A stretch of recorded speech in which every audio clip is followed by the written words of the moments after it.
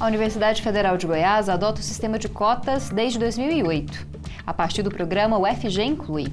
E no ano que este projeto completa 10 anos, a UFG passou a ter uma comissão de verificação de autodeclaração, para evitar fraudes no sistema de cotas e também fazer com que essa política pública, de fato, atenda àqueles que têm direito garantido por lei.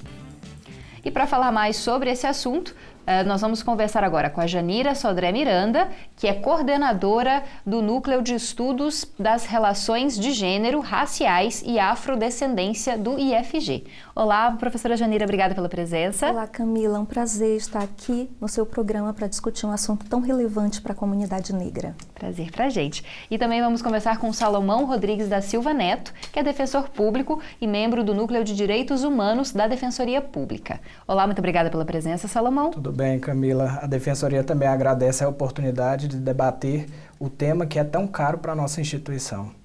E para finalizar, contamos mais uma vez com o Pedro Cruz, que é procurador educacional da UFG e também presidente da Comissão de Verificação de Autodeclaração da Universidade. Olá, professora, obrigada pela presença. Oi, Camila. É um prazer mais uma vez poder estar aqui falando sobre essa política, a implantação dessa política na nossa universidade.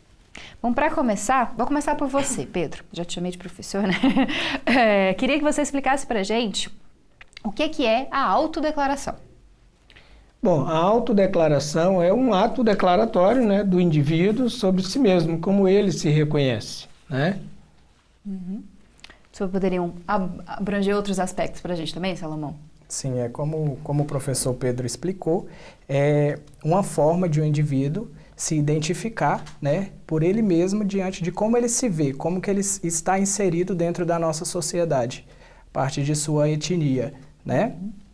Janira, existe uma convenção internacional da Organização das Nações Unidas estabelecendo a autodeterminação dos povos e dos indivíduos, e o Brasil é signatário dessa carta. Então, a autodeclaração ela tem esse teor de lei, né? Há essa realidade legal, jurídica. Uhum. Então, eu me autodeclaro branco, ou negro, ou indígena. E essa autodeclaração, ela vale em vários âmbitos. O âmbito jurídico, o âmbito educacional, seria isso? É isso. A autodeclaração, ela tem esse teor. Infelizmente, nós temos tido ao longo desse decênio, ou mais de um decênio, em que as ações afirmativas no Brasil têm sido estabelecidas nas instituições de ensino superior e posteriormente também na lei de concursos, né, na lei de concursos federais, nós temos tido e verificado um conjunto amplo de denúncias sobre fraude, sobre a ocupação dessas vagas que foram definidas, estabelecidas para pretos e pardos, negros no Brasil, né, também quilombolas e indígenas, e elas têm sido ocupadas por pessoas que não estão situadas dentro dessas comunidades de demarcação identitária e de pertença étnica. Então, esse é um grande problema. E também o desafio às instituições, né, e mesmo ao sistema jurídico brasileiro é a garantia de que essas vagas sejam legitimamente ocupadas pelas pessoas que têm direito a ocupá-las, né? Então, evitar a fraude nesse campo é garantir a própria legitimidade da política pública de promoção da igualdade racial por meio das ações afirmativas. E já que você começou, Janira, em relação a essa contestação, muitas vezes, como que o Estado pode contestar essa autodeclaração e principalmente nas comissões? Veja bem, não se trata exatamente de uma contestação, mas do direito que o Estado tem de aferir a veracidade da informação dada, oferecida por esse cidadão que postula. Porque, eventualmente, o acesso à autodeclaração para postular um direito pode ser uma informação que não se verifica como uma heteroidentificação, quer dizer, a identificação do outro em observar a característica fenotípica do indivíduo que se autodeclara como negro ou negra. Ou seja, eu posso observar uma pessoa com pele muito clara, cabelo naturalmente liso e às vezes até loiro, com ausência completa de melanina no corpo, estabelecendo que é uma pessoa negra no Brasil. Então, nós teremos a condição de observar que essa pessoa ela não sofreu os efeitos da operação racial brasileira. Ela nunca sofreu preconceito em relação à sua cor, ela nunca sofreu discriminação no acesso aos espaços. Então, nós podemos verificar uma operação fraudulenta. Então, essa pessoa ela deverá ser enquadrada e responsabilizada por falsa informação.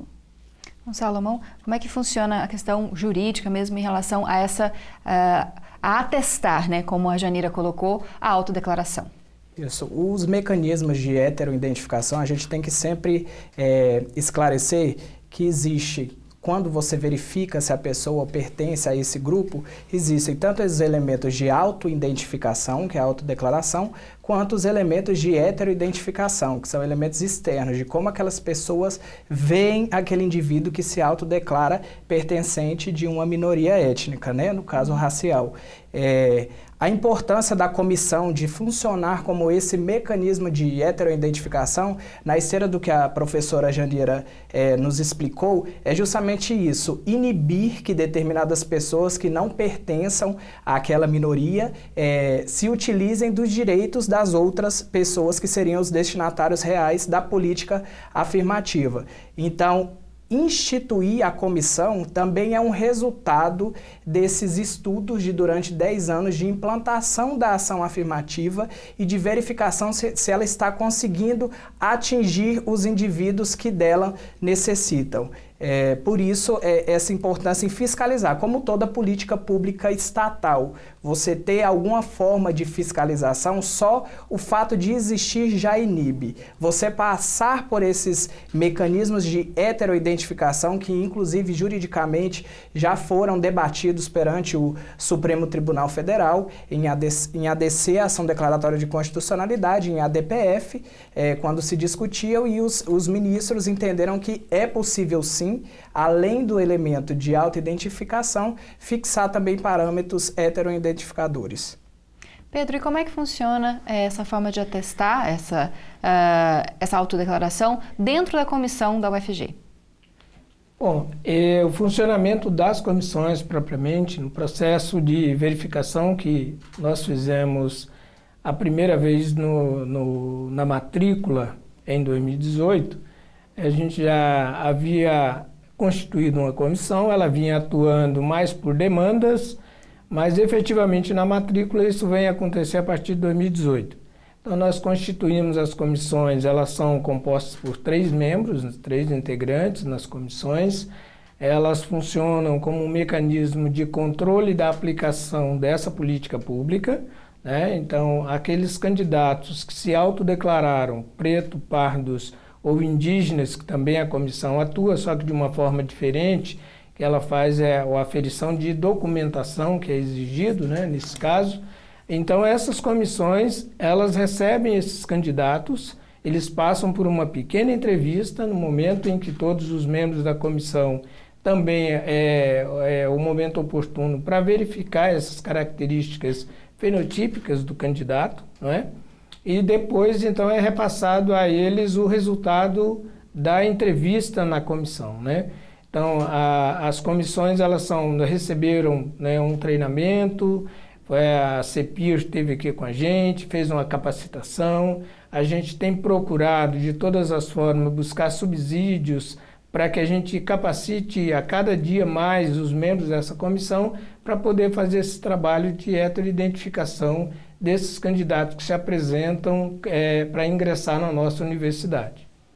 Bom, a gente vai para um rápido intervalo agora e no próximo bloco você continua acompanhando esse debate a respeito da Comissão de Verificação de Autodeclaração da UFG e também sobre cotas raciais aqui na universidade. Você pode assistir ao Conexões pelo 15.1 do sinal aberto, pelo 21 da NET Goiânia ou pelo 15 da Gigabyte HD TV. Outra forma de assistir ao programa é pelo Facebook ou pelo YouTube.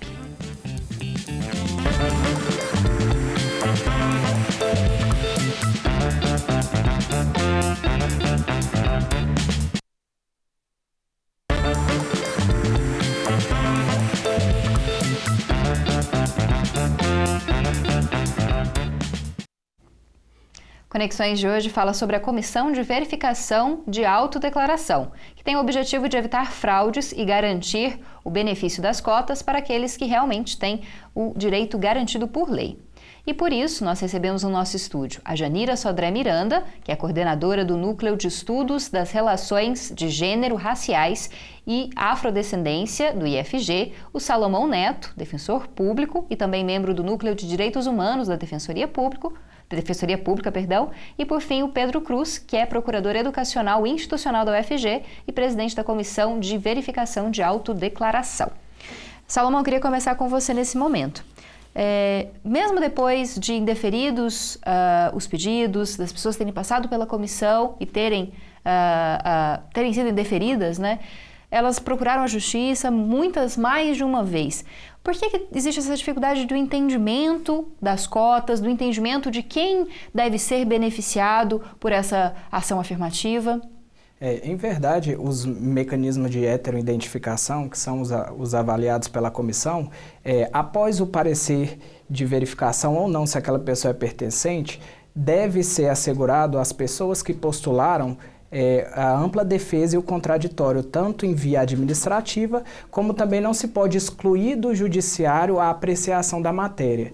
Então, caso essa pessoa entenda que sua autodeclaração deve prevalecer em face dos mecanismos de heteroidentificação que não verificaram, entenderam por não verificá-la, incluída naquela minoria, o que ela pode procurar é administrativamente os recursos e também judicialmente com eventual mandado de segurança, no sentido de que aquilo é um direito líquido e certo de pertencer àquela população dentro da política afirmativa de cotas. Então, por isso essa dificuldade, é preciso assegurar, né? Claro, sempre respeitando a dignidade do candidato, independente da avaliação da comissão, como também o acesso dele ao grau recursal administrativamente, quanto o acesso ao Poder Judiciário. Janira, como é que você interpreta essa questão? E não só, na verdade, a questão de que pessoas que não deveriam se candidatar a esse tipo de vaga acabam se candidatando, já que muitos casos de fraude apontam isso, né?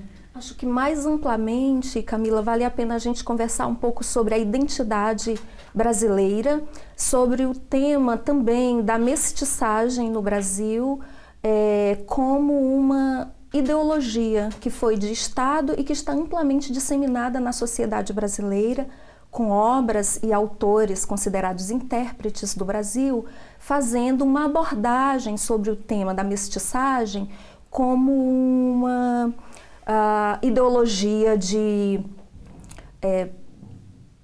desidentificação, como se o brasileiro não sofresse os efeitos de uma operação de desigualdade social oriunda dessa diferença racial. Então, acho que tem autores muito importantes chamando a atenção para o papel dos mestiços, mas também da mestiçagem como uma operação de embaralhamento da luta por direitos e por reivindicação na participação social da comunidade historicamente discriminada, que nós estamos falando de pretos e pardos. Tem também um elemento que foi um trabalho constante do movimento social para que as pessoas se autodeterminassem, porque há realmente em alguns segmentos uma vergonha de se dizer quem é quando se é realmente negro. Esse é um ponto. Mas antes das ações afirmativas, nós não tínhamos uma identificação jurídica ou administrativa desse reivindicar-se negro por pessoas não identificadas fenotipicamente como tal. Mas a partir do direito adquirido com ações afirmativas em concursos para o Ministério de Relações Exteriores, na pós-graduação, em concurso federal, na graduação nas instituições federais, nós passamos a ter esse elemento. Então, para sermos bastante otimistas, nós podemos pensar em termos de confusão sobre identidade. Eu acho que o agente público e administrativo está, então, para dirimir essa questão, porque nós não queremos pensar realmente que seja a ideia de um indivíduo que compreendeu tudo isso e mesmo assim vai postular uma vaga que não é destinada a ele por não ter sofrido os efeitos da discriminação racial. Pedro, qual é a sua avaliação? Você que está à frente da comissão e que acompanhou os casos. Bom, o que a gente tem percebido é que as pessoas têm procurado a via judicial, como após ter sido atendido administrativamente e assegurado, os nossos editais asseguram isso, né? A comissão recursal e as pessoas ainda assim, alguns entendendo que era injusta a medida, recorreram ao judiciário. Nós tivemos a judicialização de 29 casos nesse processo e desses 29 casos nós tivemos o deferimento pela via judicial de 5 casos, né? Então nós entendemos também que é preciso intensificar um diálogo, nós estamos trabalhando nessa perspectiva de dialogar com esse público que virá para a nossa universidade, com as escolas do ensino médio. Temos 2 momentos dentro da universidade com atividades grandes em que nós estaremos a comissão presente, né, no espaço das profissões e também no Compex, né? Então, onde a gente vai estar pensando a forma, vai estar fazendo esse diálogo com as pessoas, explicando esse processo. Nós entendemos que é um processo também recente e que nós precisamos intensificar o diálogo para mostrar o que realmente significa esse processo no ingresso da universidade. Então, nós estamos com essa preocupação, a instituição está preocupada, está desenvolvendo atividades, nós teremos uma campanha também de sensibilização que nós vamos fazer via os meios de comunicação da universidade, para que a gente possa chegar de fato àqueles que virão ingressar na nossa universidade para esclarecer todas as dúvidas. Mas nós também queremos dizer que nos nossos editais isso já se faz claro, né? Essas regras estão ali postas. Bom, nosso tempo está chegando ao fim novamente e a gente vai para outro intervalo. Enquanto você estiver assistindo a nossa programação do intervalo, você pode contribuir com Conexões. É só mandar sua sugestão para jornalismo@tvufg.org.br ou então para o 99181 1406.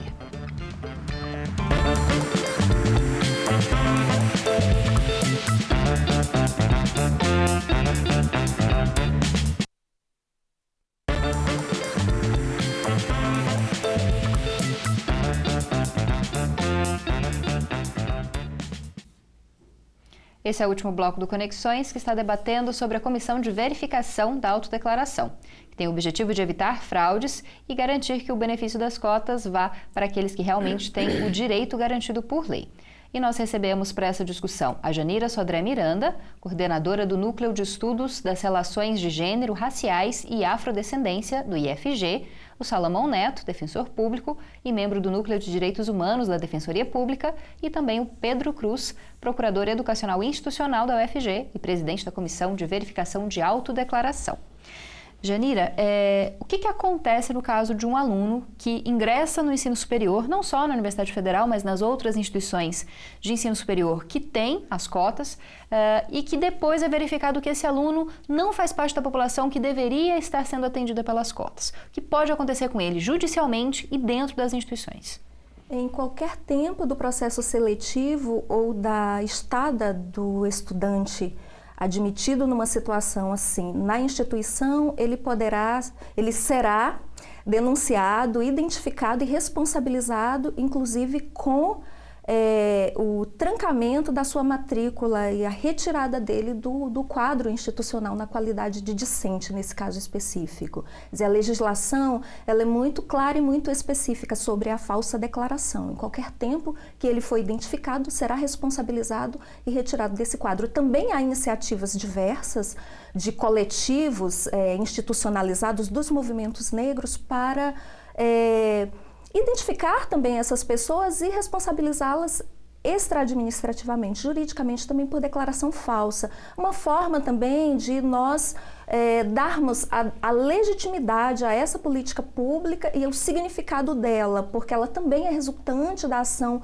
ampla de atores coletivos, politicamente organizados, que demandaram isso ao poder público. Então, uma política pública que ela nasce realmente do anseio de vastos contingentes pela democratização das instituições e pela participação pluriétnica e multicultural, como a nossa nação é definida constitucionalmente. Salomão? como afirmado, a autodeclaração indevida, a inserção de informações falsas, tanto em documento público quanto em particular, é previsto na nossa legislação, pelo Código Penal, como crime de falsidade ideológica, previsto no artigo 299. Então, a partir do momento que você insere equivocadamente, nem equivocadamente, com intenção de burlar o procedimento da ação afirmativa, você pode incorrer nesse delito. Além disso, caso você esteja já dentro do corpo discente, como é uma vaga que foi conseguida judicialmente, é uma vaga precária, que pode ser alterada até nas outras instâncias judiciais. E a partir desse momento, o candidato que inseriu essa informação falsa, ele é eliminado do corpo discente e não pode cursar o curso, porque de fato ele não se inclui dentro da população para a qual a política afirmativa é voltada. Pedro, pode falar mais especificamente da UFG? Bem, na UFG o que tem acontecido em relação a esses casos, a gente tem alguns casos identificados, nós temos, a comissão já identificou alguns casos, já analisou, recomendou o cancelamento da matrícula e nós temos alunos com matrícula, ex-alunos, né, com matrícula cancelada, né? O reitor, então, acolheu o encaminhamento, o parecer da comissão e essa matrícula foi cancelada, né? O aluno, então, entrou com recurso nas instâncias da universidade e já temos casos também que nas instâncias superiores da universidade também ele não obteve sucesso, né? Nós estamos vivendo esse momento agora, um momento de muitas denúncias que estão chegando à ouvidoria da universidade. A gente sabe que já chegou mais de uma centena delas e há rumores de que esse número é muito maior. Então há uma organização interna dos estudantes que estão fazendo esse controle e estão direcionando para a ouvidoria da universidade. E aí nós temos o compromisso, enquanto instituição, de todas as reclamações que chegam à ouvidoria, todas as denúncias, elas são apuradas, elas são encaminhadas para o para o CGA, né, que é o do registro acadêmico, e de lá para a comissão, que então faz a convocatória desse estudante. Ele comparece perante a comissão, é emitido posteriormente um parecer com a recomendação de manutenção ou de cancelamento da matrícula pela forma indevida de ingresso na universidade. Os editais, em que pese nós não termos feito a verificação na matrícula em anos anteriores, a previsão no edital de que a qualquer tempo, caso, né, não se confirme a condição declarada, autodeclarada, essa matrícula poderia ser cancelada. Isso está muito explícito nos documentos da universidade. Bom, tá certo. Infelizmente, nosso tempo chegou ao fim. Queria agradecer a presença de todos. Muito obrigada, Janira, pela sua presença. Eu que agradeço, Camila. Obrigada também, Salomão. Obrigado, Camila. Eu que agradeço também. Obrigada mais uma vez, Pedro, por estar aqui com a gente. Agradecemos e colocamos à disposição, né, da TV UFG para que a gente possa continuar a fazer esse diálogo com a sociedade sobre uma política tão importante que a universidade está aplicando aqui internamente, e obviamente que nós precisamos dos meios de comunicação para que a gente possa fazer chegar até os interessados o anúncio dessa política e também o controle que se faz de uma política pública que é muito cara para uma população que historicamente foi preterida, né, dos acessos sociais, de espaços sociais, e entre eles o acesso à universidade. Certo, obrigada. E o Conexões de hoje está chegando ao fim, mas eu espero que você continue acompanhando a TV UFG. Você pode também acessar o nosso site ou as nossas redes sociais. E assim você fica sabendo todas as nossas novidades e sobre os demais programas da nossa programação. E eu te espero no próximo Conexões.